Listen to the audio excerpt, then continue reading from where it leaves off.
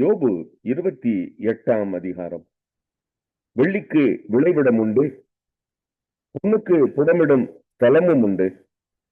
இரும்பு மண்ணிலிருந்து எடுக்கப்படும், செம்பு கற்களில் உருக்கி எடுக்கப்படும்.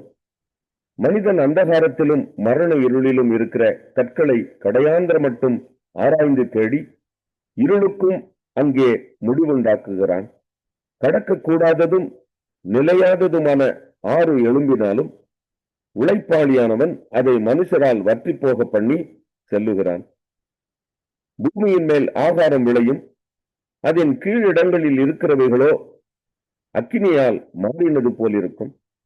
அதன் கல்லுகளில் இந்திர நீலம் விளையும், அதன் பொடியில் பொன் பொடிகளும் உண்டாயிருக்கும். ஒரு வழியுண்டு, அது ஒரு பட்சிக்கும் தெரியாது. வல்லோரின் கண்ணும் அதை கண்டதில்லை. துஷ்ட மிருகங்களின் கால் அதில் படவில்லை. சிங்கம் அதை கடந்ததில்லை.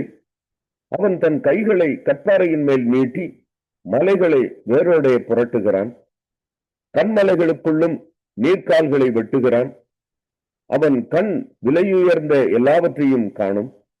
ஒரு துளியும் கசியாதபடி ஆறுகளை அடைக்கிறான். மறைவிடத்தில் இருக்கிறதை வெளிச்சத்திலே கொண்டு வருகிறான். ஆனாலும் ஞானம் கண்டெடுக்கப்படுவது எங்கே? புத்தி விளைகிற இடம் எது? அதன் விலை மனுஷனுக்கு தெரியாது. அது ஜீவனுள்ளவருடைய தேசத்திலே அகப்படுகிறதில்லை. ஆழமானது, அது என்னிடத்தில் இல்லை என்கிறது. சமுத்திரமானதும் அது என்னிடத்தில் இல்லை என்கிறது. அதற்கு ஈடாக தங்கத்தை கொடுக்கவும் அதற்கு கிரயமாக வெள்ளியை நெருக்கவும் கூடாது.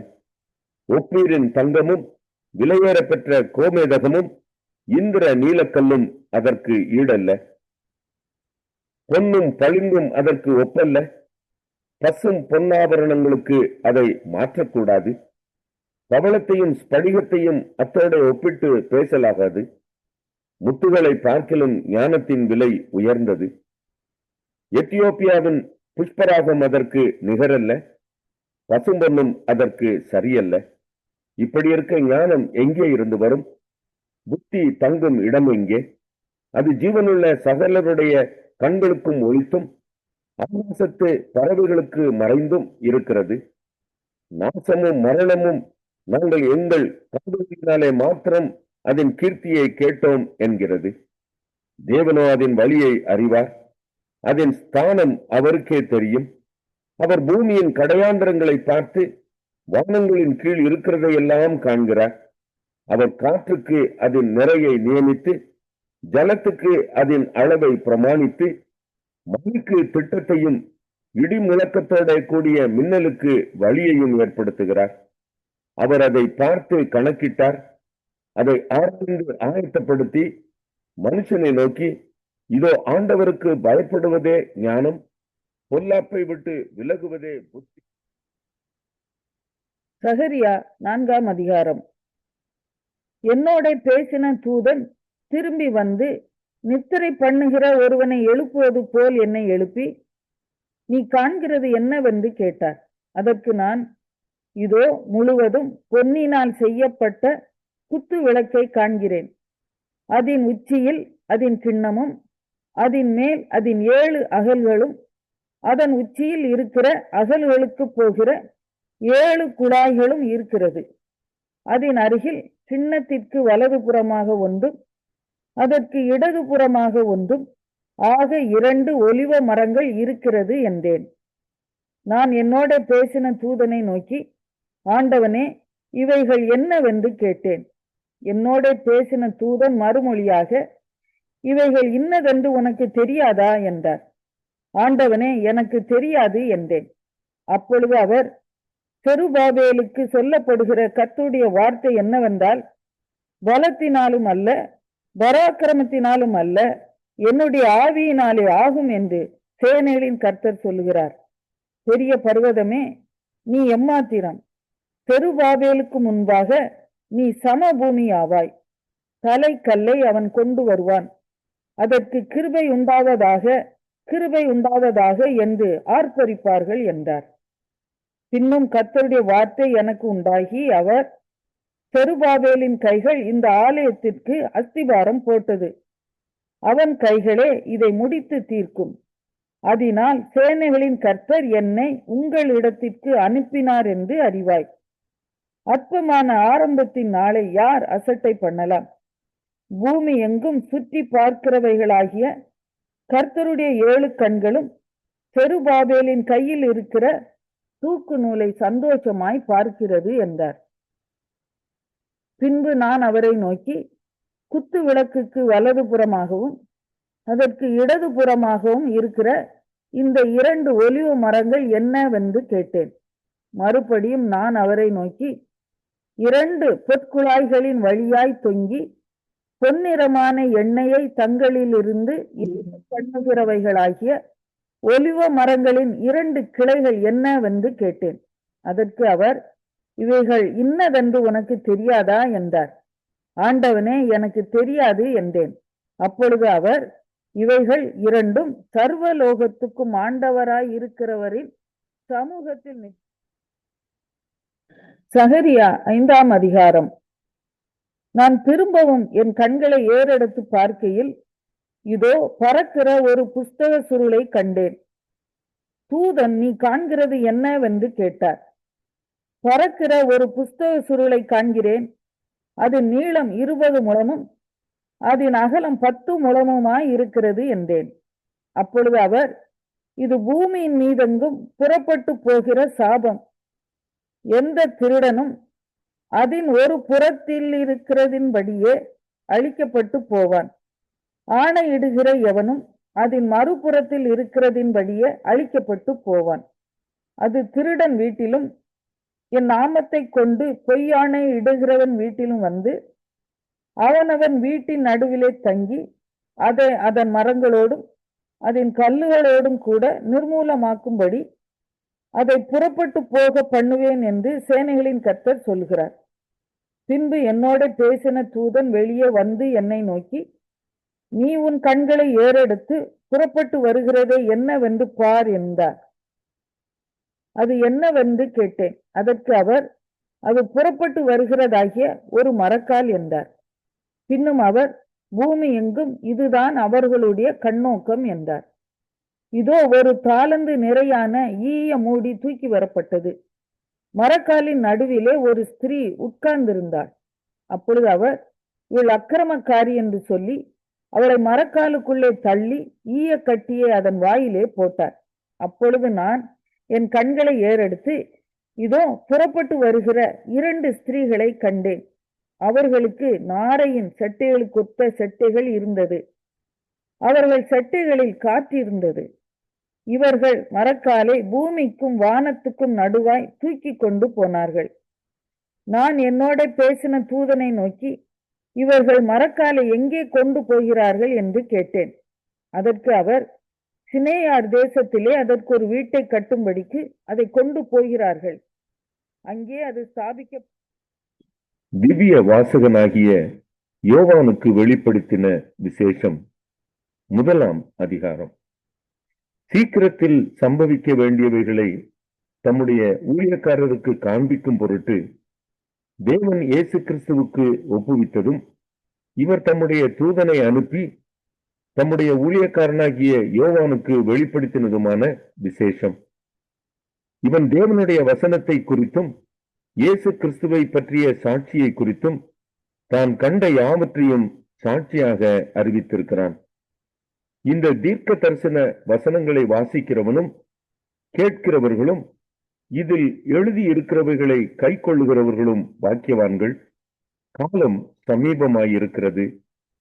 யோவான் ஆசியாவில் உள்ள 7 சபைகளுக்கும் எழுதுகிறதாவது, இருக்கிறவரும் இருந்தவரும் வருகிறவருமானவராலும் அவருடைய சிங்காசனத்திற்கு முன்பாக இருக்கிற 7 ஆவிகளாலும் உண்மையுள்ள சாட்சியும் மரித்தோரிலிருந்து முதற் பிறந்தவரும் பூமியின் ராஜாக்களுக்கு அதிபதியுமாகிய இயேசு கிறிஸ்துவினாலும் உங்களுக்கு கிருபையும் சமாதானமும் உண்டாவதாக. நம்மிடத்தில் அன்பு கூர்ந்து தமது இரத்தத்தினாலே நம்முடைய பாவங்களற நம்மை கழுவி நம்முடைய பிதாவாகிய தேவனுக்கு முன்பாக நம்மை ராஜாக்களும் ஆசாரியர்களும் ஆக்கின அவருக்கு மகிமையும் வல்லமையும் என்றென்றைக்கும் உண்டாயிருப்பதாக. ஆமென். இதோ மேகங்களுடனே வருகிறார்.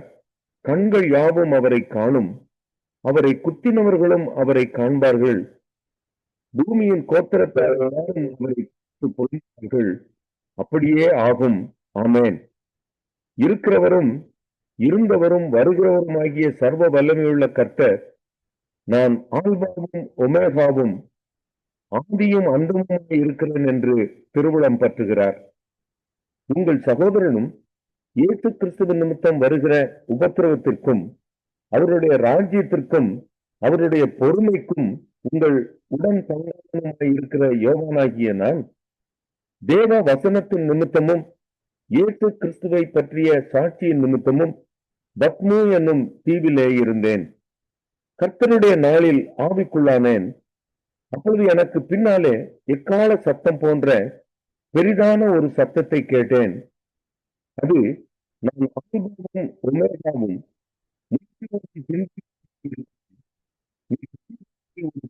எழுதி ஆசியாவில் இருக்கிற எபேசு, சிமர்னா, பெர்கமு, தியத்திரா, சர்தை, பிலதெல்பியா, லவோதிக்கா என்னும் பட்டணங்களில் உள்ள 7 சபைகளுக்கும் அனுப்பு என்று விளம்பினது. அப்பொழுது என்னுடனே பேசின சத்தத்தை பார்க்க திரும்பினேன். திரும்பின பொழுது 7 பொன் குத்து விளக்குகளையும் அந்த 7 குத்து விளக்குகளின் மத்தியிலே நிலவங்கி தரித்து மார்பிலே பொற்கட்டி கட்டியிருந்த மனுஷகுமாரனுக்கு ஒப்பானவரையும் கண்டேன். அவருடைய சிரசும் மயிரும் வெண்மை பஞ்சை போலவும் மலையை போலவும் இருந்தது. அவருடைய கண்கள் அக்கினி ஜுவாலையை போலிருந்தது. அவருடைய பாதங்கள் உலைக்களத்தில் காய்ந்த பிரகாசமான வெண்கலம் போலிருந்தது. அவருடைய சத்தம் பெருவெள்ளத்து இரைச்சலை போலிருந்தது. தமது வலது கரத்திலே 7 நட்சத்திரங்களை ஏந்தி கொண்டிருந்தார். அவர் வாயிலிருந்து இருபுறமும் கருக்குள்ள பட்டயம் புறப்பட்டது. அவருடைய முகம் வல்லமையாய் பிரகாசிக்கிற சூரியனை போலிருந்தது. நான் அவரை கண்டபோது செத்தவனைப் போல அவருடைய பாதத்தில் விழுந்தேன்.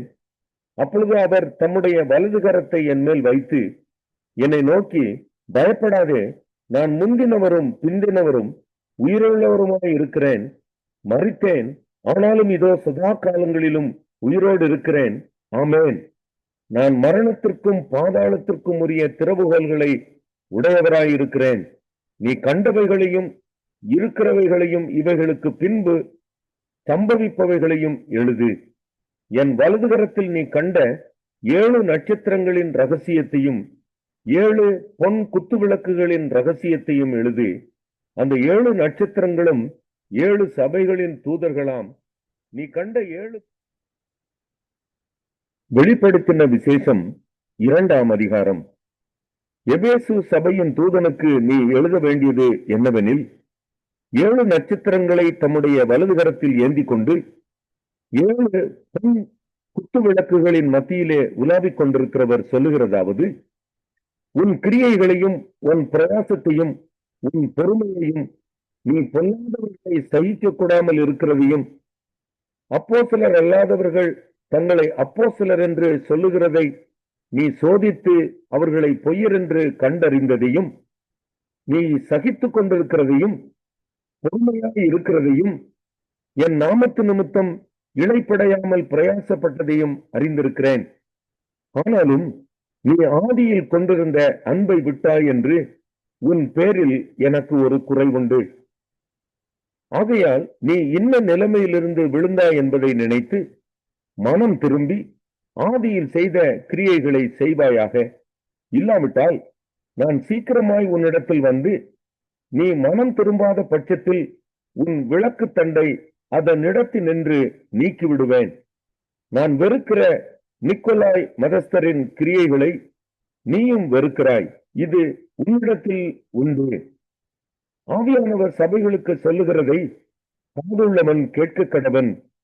ஜெயம் கொள்ளுகிறவன் எவனோ அவனுக்கு தேவனுடைய பரதேசின் மத்தியில் இருக்கிற ஜீவ விருட்சத்தின் கனியை புசிக்க கொடுப்பேன் என்று எழுது.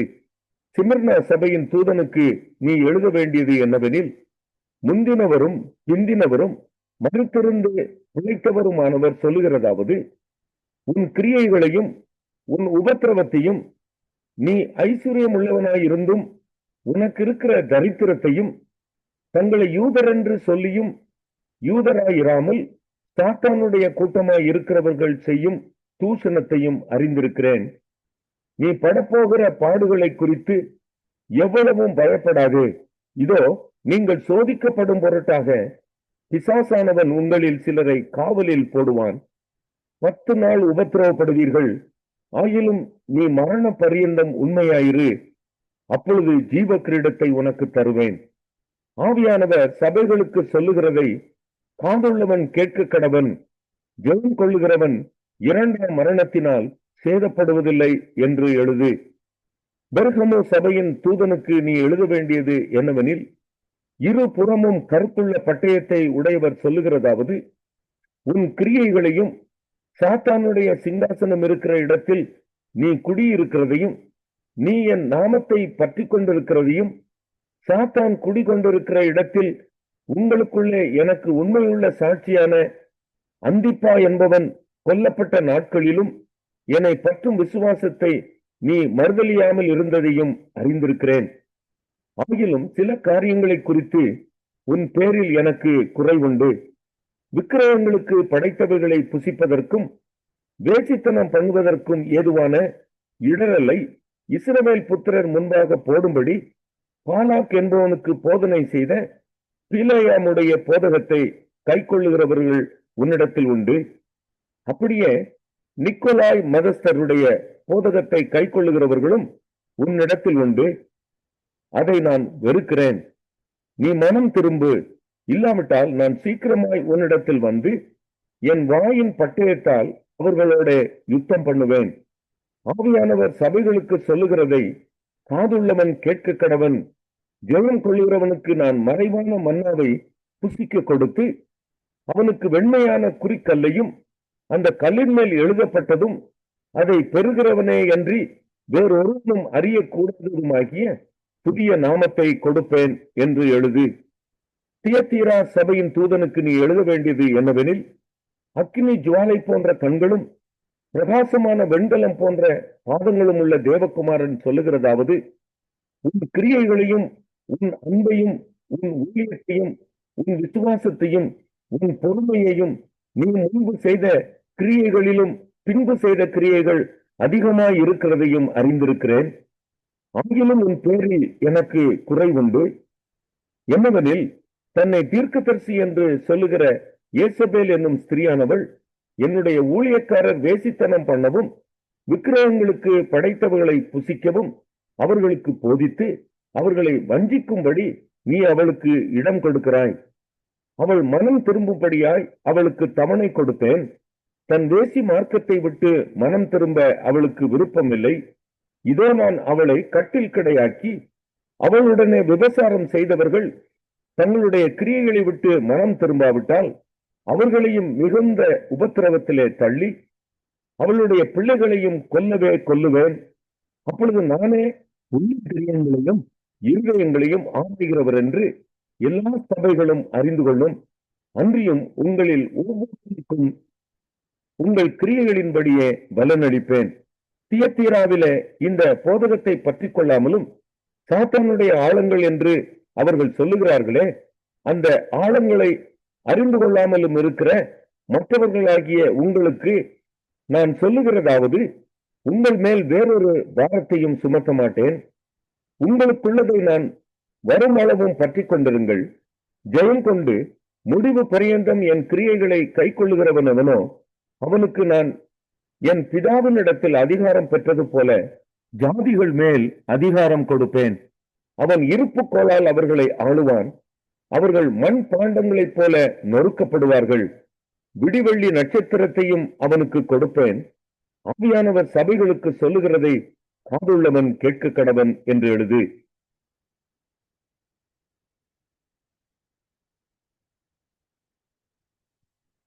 இன்றைய நாளிலும் 20ஆம் தேதி 12ஆம் மாசம் 2025ஆம் ஆண்டு சனிக்கிழமை இந்த காலை வேளையிலும் கர்த்தருடைய வார்த்தை இந்த நாட்களை நமக்கு இப்படியாக சொல்லுகிறது. தானியேலின் புஸ்தகம் 4வது அதிகாரம் 32வது வசனத்தை வாசிக்க கேட்போமாயிருந்தால், மனுஷன் என்றும் தள்ளப்படுவாய், வெளியில் மிருகங்களோடு சஞ்சரிப்பாய், மாடுகளைப் போல் புல்லை மேய்வாய். இப்படி உன்னதமானவர் மனுஷனுடைய ராஜ்யத்தில் ஆளுகை செய்து தமக்கு சித்தமானவர்களுக்கு அதை கொடுக்கிறார் என்று நீ அறிந்து கொள்ளு மட்டும் 7 காலங்கள் உன்மேல் கடந்து போகும் என்று உனக்கு சொல்லப்படுகிறது என்று விளம்பினான் என்று சொல்லி இந்த நாட்களிலே சொல்லப்படுகிறதை பார்க்கிறோம். அருமையான கர்த்தருடைய பிள்ளைகளே, உன்னதமானவர் மனுஷனுடைய ராஜ்யத்தின் ஆளுகை செய்து தமக்கு சித்தமானவனுக்கு அதை கொடுக்கிறார் என்று சொல்லி இன்றைக்கு நாங்கள் பார்க்கிறோம். அந்த உலகத்தை ஆளுகிற ராஜாக்கள், தேசாதிபதிகள், அதிபதிகள் இந்த நாட்களிலே தங்களுடைய சித்தத்தின்படி இந்த நாட்களிலே ஜனங்களை ஆண்டு கொள்ளுகிறார்கள்.